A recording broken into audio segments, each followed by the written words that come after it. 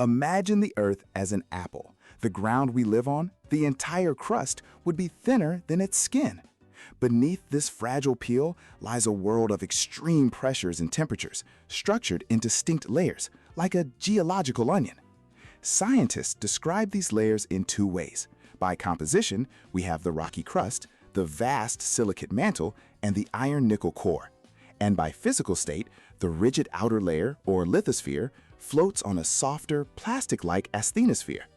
Deeper still lies the liquid outer core, and at the very center, a solid inner core. The crust itself isn't uniform. Thicker, less dense continental crust forms our land, floating higher on the mantle than the thin, dense oceanic crust that floors our oceans. This mantle, making up 84% of Earth's volume, is the planet's engine. It's solid rock, but it flows slowly in giant convection currents, moving the tectonic plates above us, causing earthquakes and building mountains. Finally, at the planet's heart is the core. The outer core is a spinning ocean of liquid iron. This motion generates Earth's magnetic field, a vital shield protecting us from harmful solar radiation.